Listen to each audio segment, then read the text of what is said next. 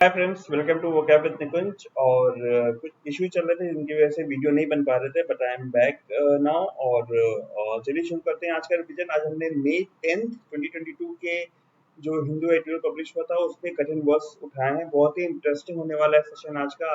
आप खुद देखिए कौन कौन से वर्ड उठाए हैं। चलिए शुरू करते हैं। सवाल होते हैं रिवीजन की रेगारी में, और शुरू करते हैं। First word is feeble. Feeble का क्या मतलब होता है? पैथेटिकली लैकिंग इन इफेक्टिवनेस, जिसमें दम ना हो। ठीक है, नाउन नहीं है। ठीक है, he made a feeble attempt to explain his behaviour. उसने अपने बर्ताव को समझाने के लिए बहुत ही कम, बिना किसी दम का, बिना किसी दम के कोई प्रयास किया। ठीक है। Next word is vigilance. Vigilance का मतलब होता है process of paying close and continuous attention. ठीक है, जो क्लोज और कंटिन्यूअस अटेंशन, यू नो उसको पे करने का प्रोसेस होता है, उसको कहते हैं। ठीक है, निगरानी रखना, इस तरह का कुछ। यू शुड पे, नाउन नहीं है। You should pay extra vigilance about locking your car properly. तुम्हें कार लॉक करते समय विशेष रूप से निगरानी करके देखना चाहिए कि ढंग से हुआ है कि नहीं, लाइक दैट। ठीक है, समझ में आ गया। क्लोज एंड कंटिन्यूअस अटेंशन पे करने के प्रोसेस को विजिलेंस कहते हैं। Next word is purported. ठीक है, इसको पर्पस से कंफ्यूज मत होइएगा। ठीक है, पर्पोर्टेड मतलब होता है have the often spacious appearance of being, intending और क्लेमिंग। कोई एक अपीयरेंस, ठीक है, कोई एक अपीयरेंस यू नो लाना। ठीक है, क्लेम करना। ठीक है, ऐसा एडजेक्टिव है ये। और परपोर्ट जो है वो वर्ड है, लेकिन उसमें ईडी लग गया है, तो ये एडजेक्टिव बन गया है। The film purported to represent the life of ordinary people. जो मूवी थी, उसने उसने कैसा अपीयरेंस रखा था, ठीक है, कि वो ऑर्डिनरी पीपल के लाइफ को रिप्रेजेंट कर रही थी।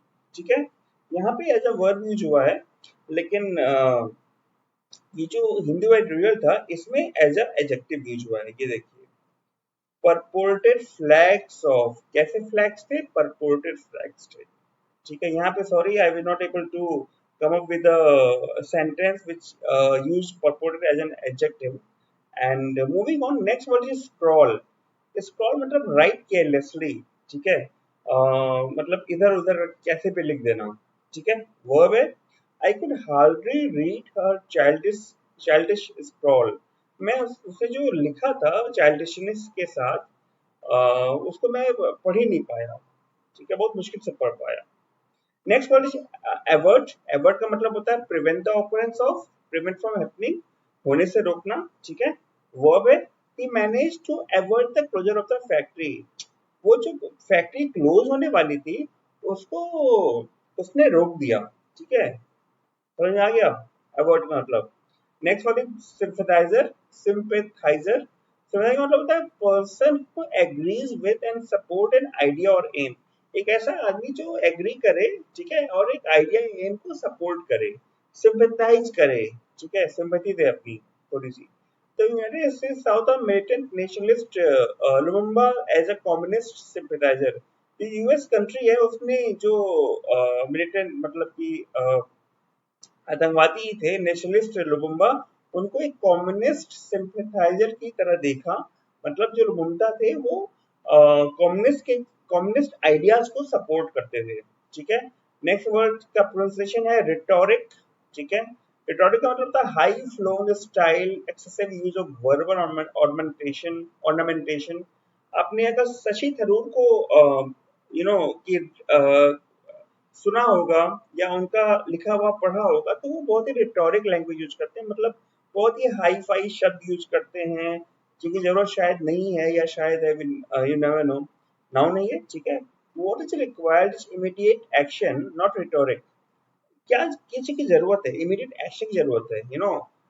हमें शब्द बाण नहीं चाहिए, या बहुत ज्यादा यू नो आश्वासन नहीं चाहिए। ठीक है, रिटोरिक नहीं चाहिए। समझ में आ गया। Next is phrasal verb snuff out. मैंने कहा था ना आज का सेशन इंटरेस्टिंग होने वाला है, आइए देखते हैं। स्नफ आउट का मतलब होता है put an end to, no, खत्म कर देना। ठीक है, the country has been able to celebrate the return of its independence so brutally snuffed out in 1940। जो देश है वो अपना इंडिपेंडेंस जो वापस आई थी इंडिपेंडेंस उसको सेलिब्रेट कर पाया, जो कि वो इंडिपेंडेंस जो खत्म हो गई थी 1940 में। ठीक है, बर्बरता बर्बरता पूर्वक खत्म हुई थी, ब्रूटली। ठीक है, आपने एक और नया शब्द सीखा, ब्रूटली। एसेसिनेट, ऐसे मतलब होता है मर्डर, कॉमन वर्ड है, specially of socially prominent persons, जो पॉलिटिकल पर्सन होते हैं उनके मर्डर को। वर्ब है, sorry, a plot to assassinate the banker has been uncovered by the police। यहाँ पे प्लॉट का मतलब प्लान होगा। ठीक है, तो जो प्लान था बैंकर को मारने का वो पुलिस ने अनकवर कर लिया, मतलब पुलिस को पहले ही पता चल गया और पुलिस ने अवॉइड कर दिया। नेक्स्ट वाला सेक्टेरियन। सेक्टेरियन का मतलब होता है ऑफ और pertaining to a subdivision of a larger religious group. जैसे अगर इस्लाम को ले, मुस्लिम को ले, तो मुस्लिम में भी शिया सुन्नी होते हैं, तो लार्जर रिलीजियस ग्रुप है उसका सब डिवीजन, इस कहने की बात है, नाउन। ठीक है, sectarian politics are ruining the country's economy। जो धर्म के नाम पे राजनीति हो रही है, ठीक है, वो देश की अर्थव्यवस्था को बिल्कुल बेकार कर दे रही है, ये कहने का मतलब है। Next one is fester. Fester का मतलब, फेस्टर को फॉस्टर से कंफ्यूज मत कीजिएगा। फॉस्टर का मतलब बिल्कुल इसका एंटोनियम है फेस्टर का। उसका मतलब होता है बढ़ाना किसी चीज को, और इसका मतलब होता है कि कोई चीज जो बिटर हो गई है, इरिटेटेड है, और कष्ट दे रही है। ठीक है, तो become a cause to become bitter.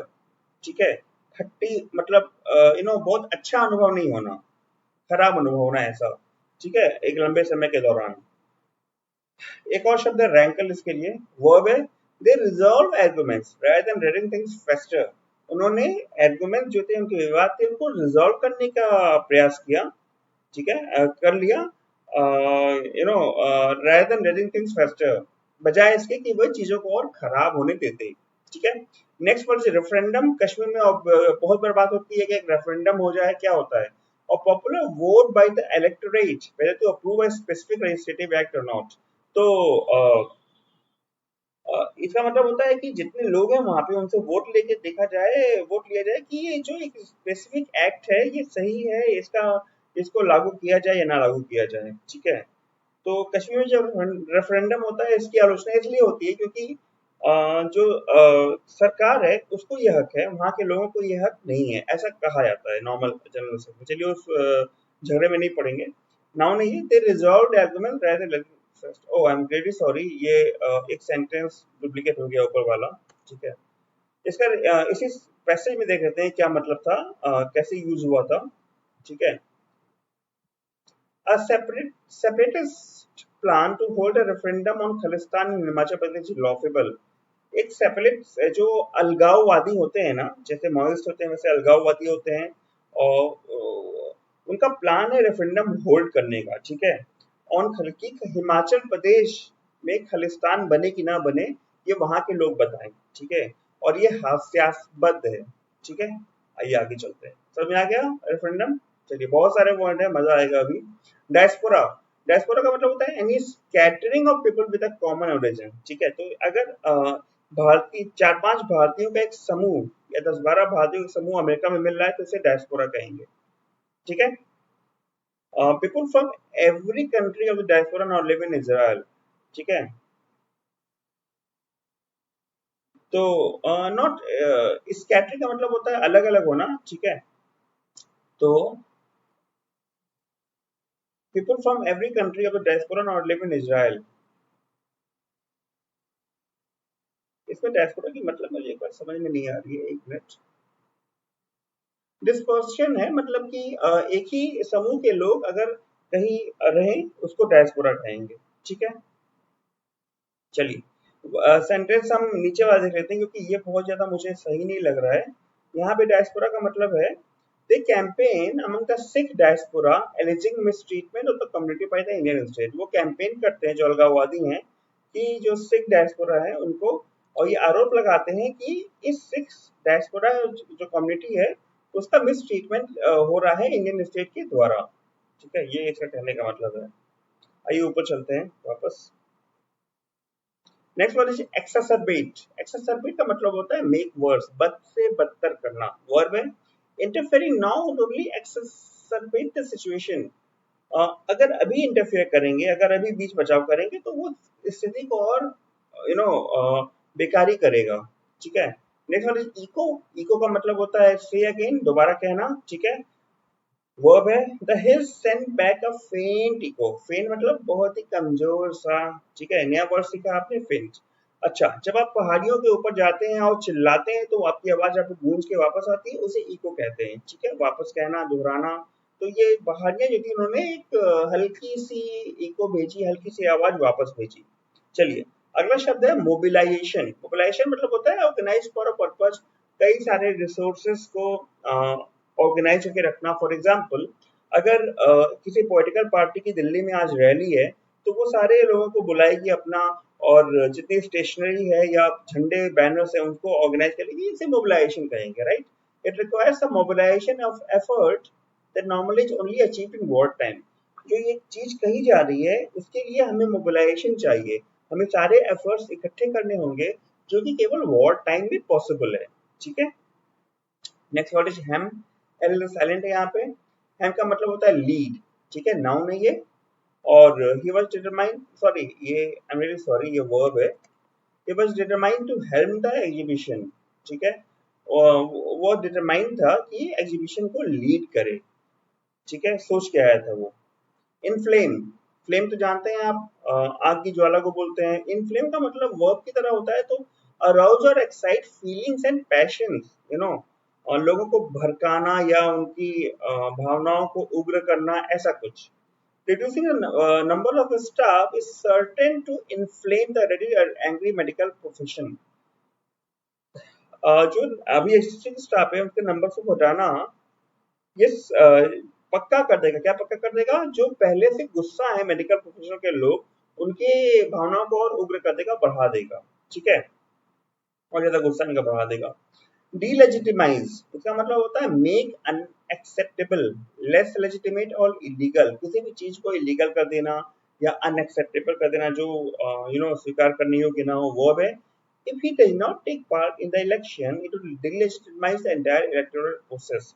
अगर वो इलेक्शन में भाग ही लेता है तो पूरा जो इलेक्टोरल प्रोसेस है ना, वो बेकार हो जाएगा, वो स्वीकार करने योग्य नहीं रहेगा, इलीगल हो जाएगा, ठीक है। Next what is tacitly. Tacitly का मतलब होता है बाई अनएक्सप्रेस्ड एग्रीमेंट, बिना व्यक्त की हुई स्वीकृति, ठीक है। एडवर्ब है। अच्छा, आप लोगों ने कभी नोटिस किया कि वर्ब आता है इसमें, नाउन आता है, एडवर्ब इतना कम क्यों आता है, एडजेक्टिव भी आता है? मुझे बताइएगा कमेंट सेक्शन में, एडवर्ब इतना कम क्यों आता है।